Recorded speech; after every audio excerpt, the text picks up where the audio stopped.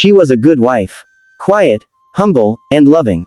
But her mother-in-law was wicked and brought another woman to destroy her home. What happened next will shock you. This is the story of the silent wife. Sit back and enjoy. Please do me a small favor, hit that subscribe button and join our family. Your support means the world to me and helps me share more amazing stories like this with you. Thank you so much for being here. Now, let's dive into the story. Sophia never imagined her life would take such a strange turn. She was a simple, humble girl who grew up in a quiet town. Her father was a farmer. Her mother sold vegetables by the roadside, but their home was full of love and peace. Sophia grew up helping her mother in the kitchen and smiling at everyone in the market. This girl is full of light. Samuel, on the other hand, was from a rich and well-known family. His father had died years ago, but his mother, Mrs. Margaret, ran their company and was respected by many. People feared her too. She was known for being tough, strict, and full of pride. Samuel met Sophia at a charity event. She was serving food to the poor when their eyes met. Samuel watched her from a distance for a long time before walking up to say hello. From that moment, they became friends, then lovers. Sophia couldn't believe someone like Samuel would fall in love with her. After 1 year of dating, he proposed to her with a diamond ring in the middle of a park. Birds flew overhead, children clapped. Sophia cried and said, yes. But not everyone was happy. Mrs. Margaret was not pleased. She smiled when Samuel told her the news, but deep inside, she was angry. She had always wanted her son to marry someone from a wealthy family with a famous name, who would add more power to the family. But Sophia, a poor girl with no class, she will ruin everything, Mrs. Margaret said to herself that night. But she kept quiet for now. The wedding was beautiful. Sophia wore a lovely white dress her aunt had sewn by hand. Samuel wore a navy blue suit. The event was filled with flowers, food, and joyful music. People came from far and near to witness the union. But something was strange. Mrs. Margaret barely smiled. During the ceremony, when the pastor said, "Do you bless this union?" she forced a fake smile and nodded. Sophia noticed. Sophia kept telling herself, maybe she just needs time. Maybe she will like me one day. Oh, how wrong she was. After the wedding, Samuel and Sophia moved into a lovely house on the mainland. It was spacious, with shiny tiles, 3 bedrooms, and a kitchen big enough for 10 people. Sophia was overjoyed. She would clean, cook, and decorate the house with love. She'd leave love notes for Samuel on the table. She would kneel to serve him food, just like her mother taught her. Everything felt like a dream. Mrs. Margaret moves in. One rainy afternoon, Samuel returned home looking worried. Sophia, he said, my mother is not feeling too strong. I think she should come live with us for a while. Sophia's heart sank a little, but she smiled. No problem, said, she's your mother. Our home is her home. The next day, Mrs. Margaret arrived with 5 big bags, a strong perfume, and a face full of suspicion. Good afternoon, Ma, Sophia greeted her with a bow. Mrs. Margaret looked around the house, up and down, and finally said, so this is where my son lives now, with a market girl. Sophia's smile froze. She simply took her mother-in-law's bag and said, come in, Ma. That was the beginning of trouble. From the very first night, Mrs. Margaret made life difficult. This soup is tasteless, she said during dinner. You don't know how to sweep properly, she complained in the morning. Back in my day, a good wife would wake up by 4 a.m. and greet her in-laws with hot water, she shouted the next week. Sophia tried everything to please her. She cooked early, cleaned harder, even gave Mrs. Margaret her favorite chair in the living room. But nothing worked. And Samuel, he didn't see most of it. Whenever he was around, his mother acted sweet and friendly. But once he left the house, the insults started again. Sophia would wait until everyone was asleep, then go to the bathroom, close the door, and cry. She didn't want Samuel to worry. Didn't want to sound like a complainer. Maybe one day she'll like me, she told herself over and over again. But every day, things got worse. Mrs. Margaret made sure to remind Sophia that she was poor. She told her that she was lucky to have married someone like Samuel. And Sophia, she kept silent, but the pain in her heart was growing. She would tiptoe out of bed, tie her wrapper, and go straight to the kitchen. By 5 a.m. The soup was boiling. The rice was ready. The tea was hot. She arranged everything on the table carefully just the way Mrs. Margaret liked it. Even polished the chairs, swept the living room twice. But the moment Mrs. Margaret stepped out of her room, her nose would rise like someone smelling something rotten. "What's that smell?" she would ask. Sophia would smile and reply, "It's fried plantain, Ma. I made it fresh." Mrs. Margaret would frown and wave her hand. "Your frying stinks. Next time, don't put so much oil. Or better still, don't fry anything at all." Sophia kept quiet, returned to the kitchen, tears forming behind her eyes. She wiped them with the corner of her wrapper and forced herself to keep going. A house that was no longer a home. Sophia once called the house her paradise. But now, it felt like a prison. She didn't laugh anymore. Hardly smiled. The only time she felt peace was when Samuel came home in the evening. And even then, she had to pretend. Mrs. Margaret would act like a sweet mother whenever Samuel was around. "My dear daughter," she would say loudly, patting Sophia's back. "You are the best thing that happened to this family." Samuel would smile, proud of his mother and his wife getting along. But the moment he stepped out back to the office or into the bathroom, Mrs. Margaret's face would change like a dark cloud. "You think I like you?" she would whisper harshly. "You think your fake smiles will fool me forever?" Sophia would lower her eyes. "No, Ma. Good. Now go and clean the toilet. It smells like your attitude." Samuel begins to change. At first, Samuel was a loving husband. He brought Sophia gifts. He told her stories. He would take her for walks around the estate. He would kiss her forehead before bedtime. But slowly, things began to change. Mrs. Margaret would sit Samuel down every night when Sophia was in the kitchen. "She's lazy," would say. "I'm old, but I do more work in this house than she does." Samuel would frown. "She's rude," added. "Doesn't greet me well. She barely says thank you." Samuel began to believe it. One night, he confronted Sophia. "My mother says you're not treating her well. Is it true?" "No, it's not true, Samuel. I treat her like my own mother." "But she says you ignore her." "I don't. I greet her every morning. I serve her food. I clean her room." "Says you don't even smile when she talks to you." Sophia looked down. "That's because she insults me sometimes." Samuel raised his hand. "She's my mother, Sophia. Show her respect, no matter what." Sophia nodded. "I will try harder." Her mother lived far away and didn't have a phone. Her friends had all disappeared after the wedding. Everyone assumed she was living like a queen now that she married into a rich home. If only they knew. She began writing in a small notebook. She poured her pain into it like water in a bowl. "Dear God, I am trying. But nothing I do is enough. Please help me. Please change her heart." Sometimes she would hide in the bathroom and cry silently. Would stuff her mouth with her wrapper so that her sobs wouldn't be heard. Mrs. Margaret would pass by the door and knock loudly. "You're always hiding in the bathroom.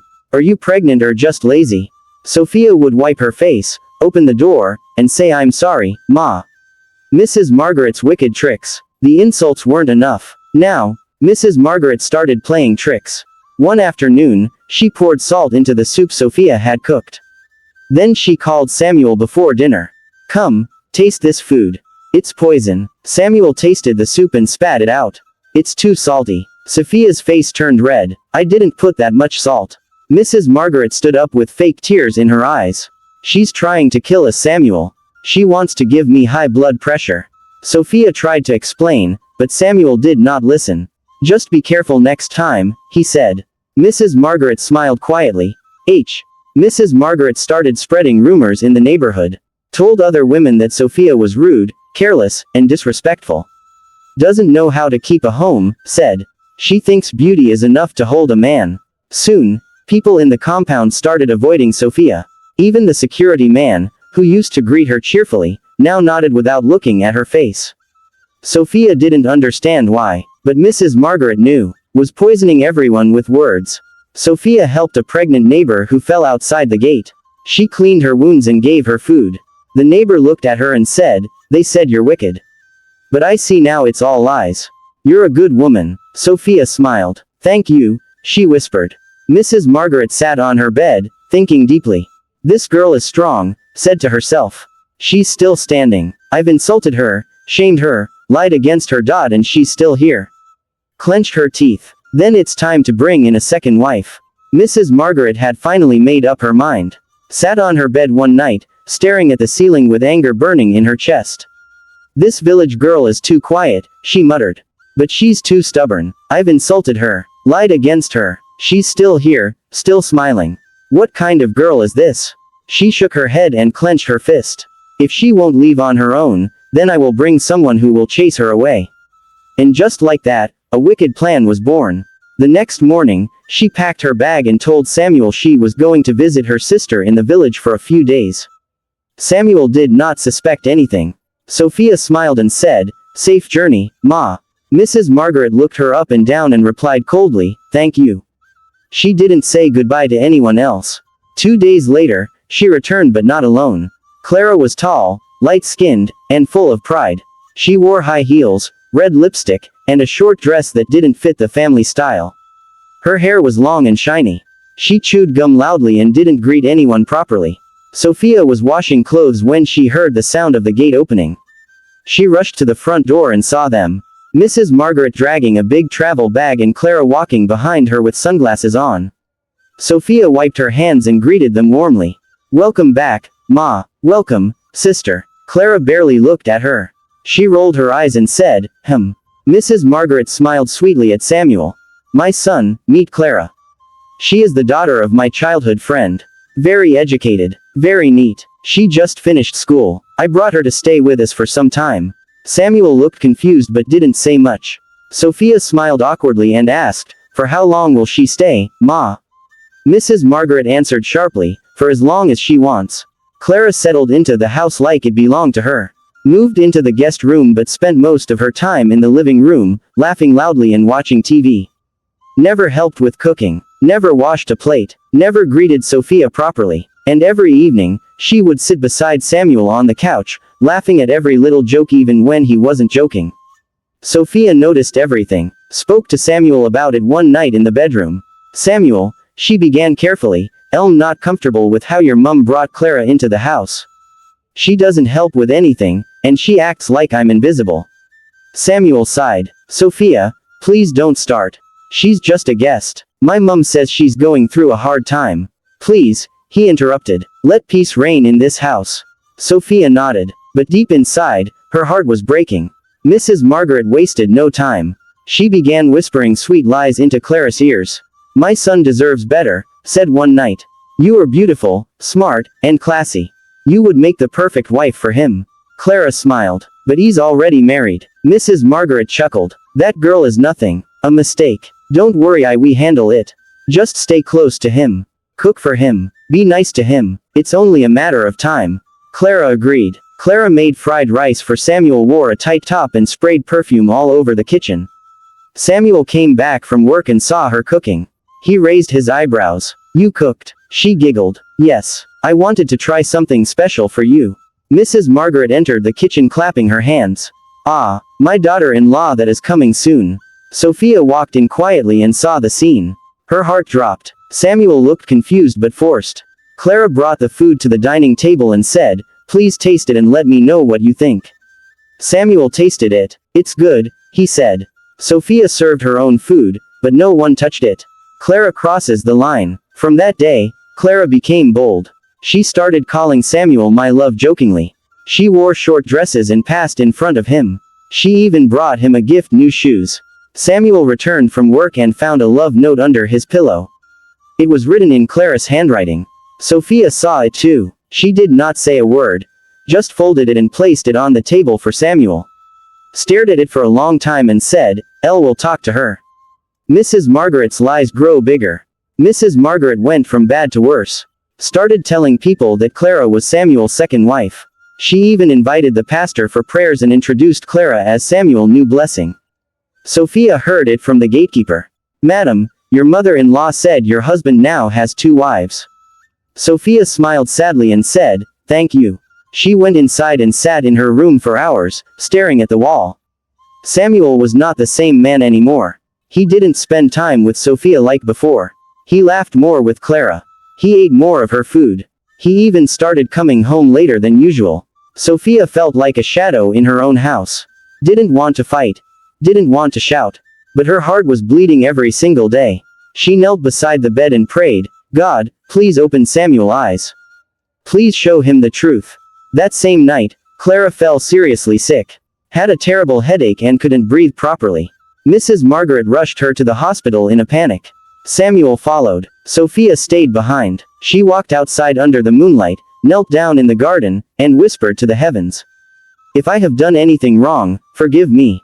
But if I am innocent, fight for me. Sophia used to believe that a house becomes a home when there is peace, love, and laughter. But now, her home felt like a battlefield. It was no longer a place to rest. Longer a place to feel safe. Every room had become a war zone and Sophia was the only one fighting silently, with a broken heart. From the day Clara stepped into the house, things began to fall apart. No longer acted like a guest. Moved freely, entering rooms without knocking. Watched movies with her legs on the center table. Took long showers and used Sophia's perfumes, clothes, and even her slippers without asking. Sophia was shocked one morning when she walked into the kitchen and found Clara wearing her apron.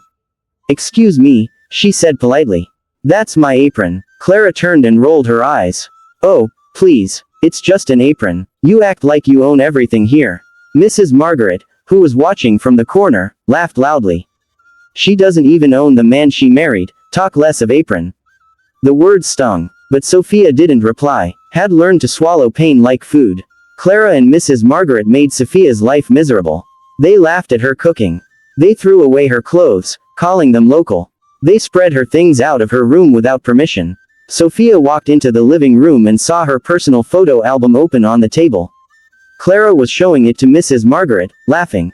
Look at this one. Clara giggled, pointing at a photo of Sophia in secondary school. She looked like a bush girl. Mrs. Margaret laughed so hard she started coughing. Samuel must have been under a spell when he married her.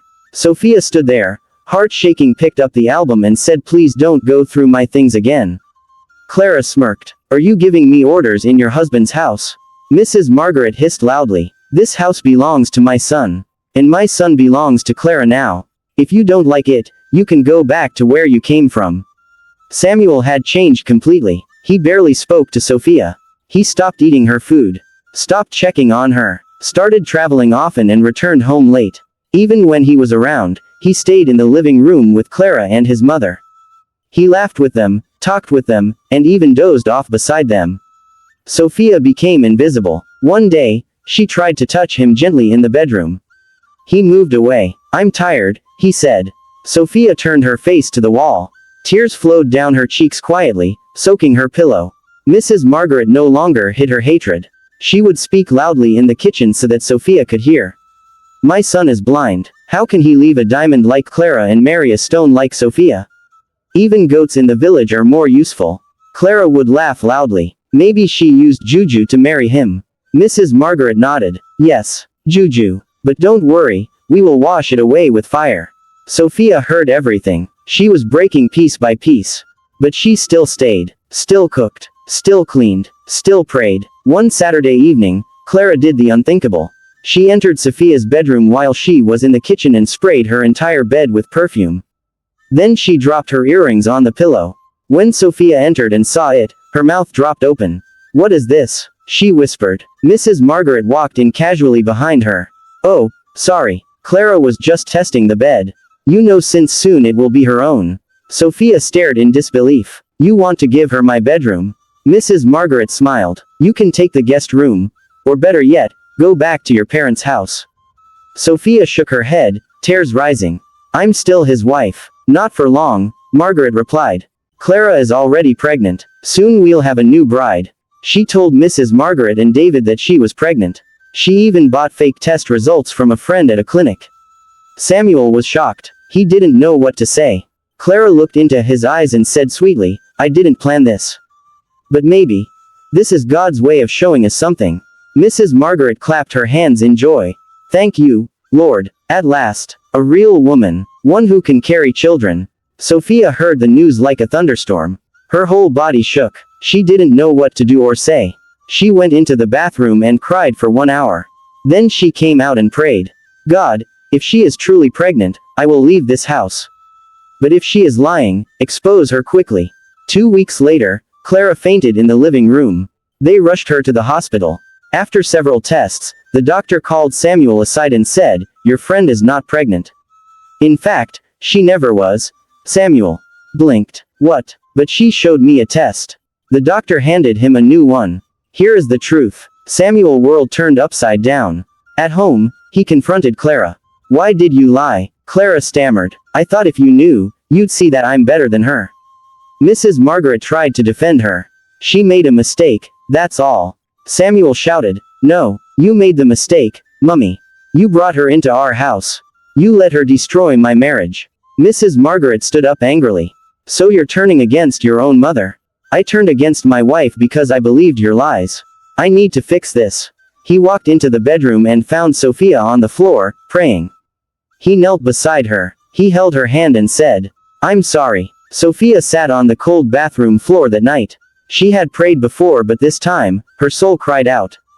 Was tired. Tired of pretending to be strong. Tired of wiping her tears in secret. Tired of sleeping alone while her husband laughed with another woman in the living room. Tired of the wicked looks, the fake smiles, and the cruel words from her mother-in-law. She had reached her breaking point. With her knees pressed to her chest, she whispered in pain, "God, please, fight for me." She stood up and walked to the backyard. The sky was dark, and the stars looked like quiet witnesses. "God, I have no one but you. My husband doesn't see me. His mother hates me. Clara has stolen everything. But you, Lord, you see me. If I have done wrong, forgive me. If I have done nothing, fight for me. I give you this battle." Stood up, wiped her tears, and went to sleep. That night, something began to shift in the spirit. The storm begins. At 3 a.m., Clara woke up sweating and screaming. "Fire! My legs! My legs!" Mrs. Margaret rushed into her room. "What is it? What's wrong?" Clara was shaking. "I saw her. Sophia. She was in white. She was on fire." Mrs. Margaret slapped her. "Stop talking nonsense." Samuel rushed in, confused. "What's happening?" Clara couldn't stop crying. She said she had seen Sophia in a dream dressed in white, surrounded by light, walking toward her with fire in her eyes. From that night, Clara couldn't sleep peacefully again. Every night, she had bad dreams. She woke up weaker. Clara's health fades. Clara stopped eating. She started vomiting. Began to lose weight. They went to the hospital, but every test came back normal. The doctor said, "She's physically fine. Maybe it's stress." But Clara knew the truth. She called her mother secretly and said, "Mummy, something is wrong. Since I entered this house, bad things have followed me." Her mother warned her, "Come back home. That house is not for you." But Clara stayed. Pride held her back. She didn't want Sophia to win. Just 1 week after Clara's strange sickness began, Mrs. Margaret started having sharp pains in her chest. Her legs became swollen. Her face changed. She tried to hide it, but she couldn't sleep at night. She began to walk. She started forgetting things. She blamed it on old age. But deep in her heart, she knew. Had touched the wrong woman. Sophia stays silent. Sophia said nothing. Didn't gloat. Didn't laugh. Simply did what she always did: cleaned, cooked, and prayed. Clara saw her praying in the kitchen early in the morning. She stood at the door and watched in silence. Sophia opened her eyes and saw her. Their eyes met. Clara looked away quickly and left. Later that day, she asked Samuel quietly, "Can I go home for a few days?" Samuel was surprised but said, "Yes," packed her things, but before she left, she stopped by Sophia's door and knocked. Gently. Sophia opened. Clara looked down and said, "I'm sorry." Sophia didn't say a word. She just nodded. Clara left the house in silence. She never returned. Samuel could not sleep that night. He stayed up thinking. Everything had become clear to him now. The woman he pushed away, the one he ignored, the one he doubted, had been the only true light in his life. He remembered the times Sophia prayed with him, stayed awake when he was sick, the meals she cooked with love, the times she served his mother without complaint. He remembered everything and he wept. The next morning, Samuel knocked on Sophia's door. She opened it. He stood there, looking tired and ashamed. "I failed you," he said. Sophia didn't speak. "I let my mother turn me against you." She remained silent. "I let another woman enter our home. I did not protect you. I did not believe you. I let you suffer." Sophia's eyes filled with tears. "I'm sorry," Samuel whispered. "If you ever find it in your heart to forgive me, I will spend the rest of my life making it up to you." Sophia nodded slowly. "Let's start again." But day by day, Samuel started showing love again. He joined Sophia in prayer. He helped her clean. He apologized in front of the house staff. He called Clara's family and returned all the gifts. And most importantly, he told his mother to leave. Mrs. Margaret leaves in shame. Samuel sat her down. "Mummy, I love you, but I will not let you destroy my marriage again." Mrs. Margaret was shocked. "Are you chasing me out?" "No, but you must return to your own house. I need to fix my home." She packed her bags. No one helped her. As she stepped outside, she looked back at Sophia. But this time, it was not with hatred. It was with fear. Sophia simply bowed her head and walked away. Sophia smiled again. Samuel cooked for her one evening and served her food on his knees. She laughed and said, "This one will enter my diary." And they both laughed like old friends. And that, my dear friends, is the story of Sophia, the silent wife who turned her pain into purpose, who turned rejection into rejoicing. Who turned tears into testimony. She didn't fight with her fists, fought with her faith. Didn't curse. She prayed. And in the end, God gave her a victory that no man could stop. Maybe you're watching this and you feel like Sophia. Maybe you're going through pain, betrayal, or rejection. Let this story remind you, God still sees you. Your silence is not weakness, it's strength. And in His time, your story will also change. Thank you for watching. If this story touched your heart, please like this video, leave a comment below to tell us your favorite moment. And don't forget to subscribe for more powerful African stories that will inspire your soul. Until next time, stay strong, stay hopeful, and remember every storm has an end, and your sunshine is coming. This is your channel name, where stories come alive. Click the bell icon so you never miss an episode.